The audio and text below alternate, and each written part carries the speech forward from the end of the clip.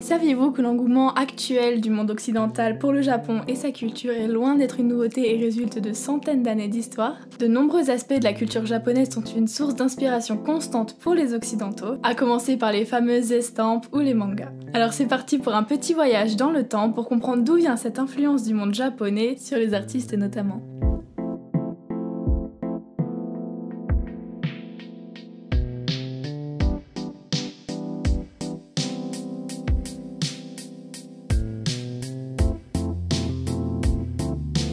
Alors pour comprendre l'influence de la culture japonaise qui a tant influencé les occidentaux, il va falloir s'intéresser un petit peu à l'histoire du pays, qui vous le verrez est vraiment passionnante et incontournable dans ce sujet. Alors tout d'abord il faut savoir que jusqu'au XVIe siècle, le Japon était vraiment très centré sur lui-même et n'entretenait des relations presque que avec la Corée et la Chine, pays sur lequel il a calqué une bonne partie de sa culture, j'entends par là la langue, le bouddhisme et l'architecture notamment. C'est donc seulement au XVIe siècle, en 1542, que l'Occident va découvrir le Japon. Alors ce sont des commerçants portugais et espagnols, toujours accompagnés de religieux, principalement des jésuites, qui vont vouloir convertir le pays. Alors ils vont réussir à convertir un certain nombre de Japonais et ainsi se rapprocher du pouvoir. Ils vont s'installer au Japon pendant un siècle tout pile, de 1540 à 1640. Ils veulent donc que le christianisme soit l'unique religion du pays, que les Japonais ne croient plus qu'en leur dieu et ainsi de renier toutes leurs croyances.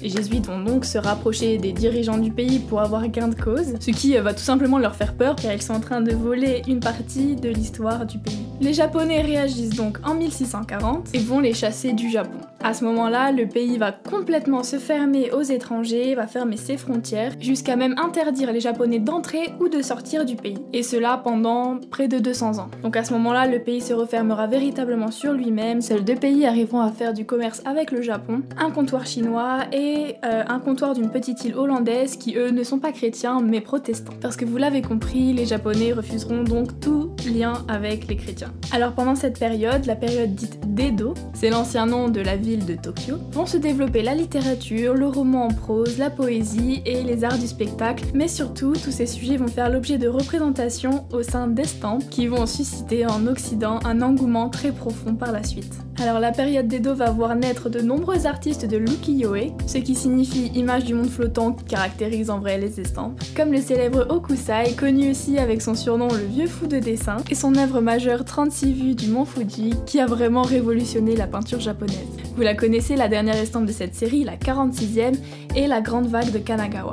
D'ailleurs, petite anecdote, c'est au 19e siècle que le terme de manga apparaît en référence à une série proposée par Hokusai, qu'il a nommée Hokusai Manga, dans laquelle il a regroupé beaucoup de planches illustrées de paysages, de scènes de la vie quotidienne, de surnaturel, et il a utilisé ce terme pour décrire les personnages qu'il a employés dans son œuvre. Donc voilà d'où les mangas tirent leur origine. Il y a aussi Utagawa Hiroshige, bien sûr, qui a longtemps rivalisé avec ce dernier, avec sa série d'estampes Les 100 vues d'Edo.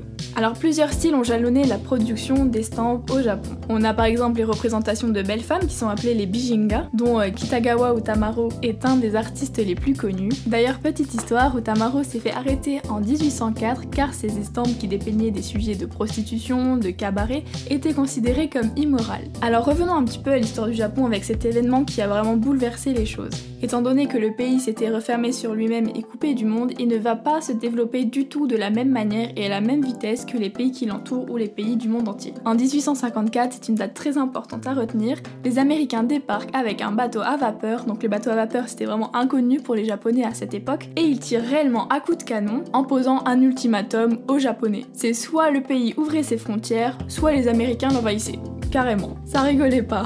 Les dirigeants japonais et les chefs militaires n'ont donc pas eu d'autre choix que d'ouvrir leur pays au reste du monde, et ça marque vraiment leur entrée dans l'ère contemporaine. Alors de là vont naître de nombreux échanges avec la culture occidentale, montrant un engouement extraordinaire pour qui s'appellera plus tard le japonisme. Alors le japonisme, vous l'aurez compris, va transformer progressivement tous les domaines de l'art occidental, de la France aux États-Unis. Les voyages au Japon se multiplient, permettant donc à l'art japonais de pénétrer en Occident, où il était presque pratiquement inconnu finalement. Alors en France, il suscite d'abord l'enthousiasme de petits groupes de collectionneurs et d'artistes, avant que les expositions universelles ne permettent un développement plus large de la culture japonaise. Alors j'ai envie de citer une petite phrase d'Émile Zola dans son roman Au bonheur des dames qu'il a écrit en 1883. 4 ans venaient de suffire au Japon pour attirer toute la clientèle artistique de Paris. Alors les peintres initiateurs du japonisme étaient principalement des impressionnistes. Alors par exemple, Claude Monet, vous le connaissez, constitue une riche collection d'estampes. À la fin de sa vie, cette collection contiendra 231 pièces. Alors si Monet est attiré en général par l'art japonais, ses deux principales références étaient Hokusai et Hiroshige. On ressent l'influence d'Hokusai dans sa représentation des nénuphars ou nymphéas, qui sont directement importés du Japon, et l'influence d'Hiroshige ressort sur les représentations de ponts, comme par exemple celui qu'il a fait construire dans sa maison à Giverny.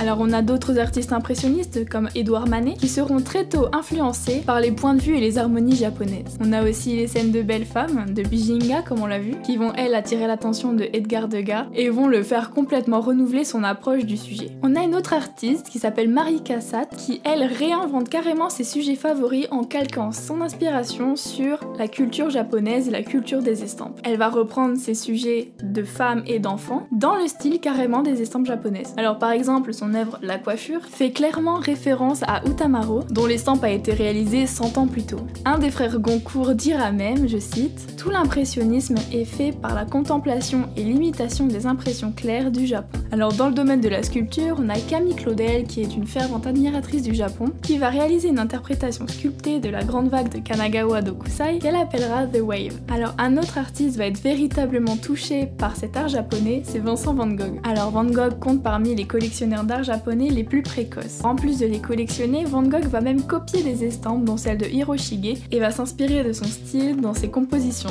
ultérieures et ses peintures. Alors pour la petite histoire, il achète ses premières reproductions à Anvers et transmet son goût pour cet art asiatique à son frère Théo, de qui il était vraiment très proche. Alors les deux vont réunir plus de 400 œuvres d'art japonais qui sont aujourd'hui conservées au musée de Van Gogh à Amsterdam. Puis dans sa phase parisienne, Van Gogh va s'interroger sur la spécificité de cet art qui confère aux estampes une grande qualité esthétique. Il va alors réaliser plusieurs copies d'estampes japonaises comme on l'a vu, comme par exemple La Courtisane, qui est une reproduction d'un dessin qu'il a vu sur la couverture du journal Paris Illustré. Il va réaliser aussi Les Pruniers en fleurs, que vous connaissez certainement, et avec cette œuvre, il interprète une estampe d'Hiroshige. Donc par la suite, il va carrément s'approprier l'art japonais et confessera même à son frère « Tout mon travail est un peu basé sur la japonaiserie ».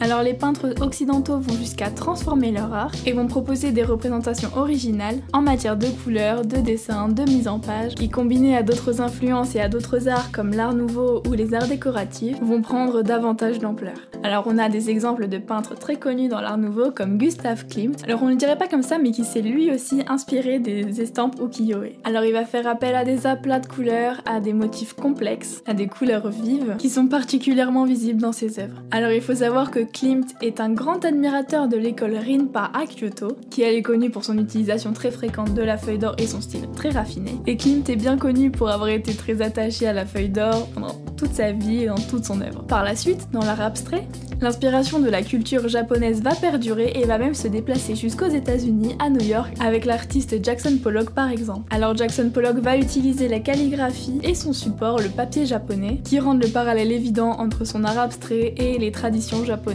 qui perdurent depuis des centaines d'années. Alors dans l'art contemporain, c'est évidemment le manga et sa forme animée qui va fasciner les Européens depuis le milieu des années 90. Cela va même inciter des éditeurs tels que Glénat à créer leur propre manga en langue française et à concevoir le mouvement de la nouvelle manga en collaboration avec des artistes franco-belges et japonais. Alors pour en finir avec l'histoire de l'art japonais mêlé au quotidien des occidentaux, c'est la pop culture qui montrera un engouement extraordinaire pour des artistes comme Takashi Murakami, qui est un des plus grands noms de l'art contemporain, qui a introduit l'esthétique kawaii en Occident. Alors caractérisé par ses couleurs vives et pastel ainsi que ses personnages mignons, l'art japonais connaît un retour de force dans les années 90. Donc il va sans dire que la culture japonaise a vraiment influencé et été admirée par les occidentaux, qui ne vont pas hésiter à transformer leur art en s'inspirant de ces traditions, qui étaient considérées jusqu'au 19e siècle comme vraiment inconnues et comme particulièrement nouvelles. Donc finalement c'est vraiment intéressant de s'intéresser à l'histoire du pays pour comprendre pourquoi le Japon a été fermé autant d'années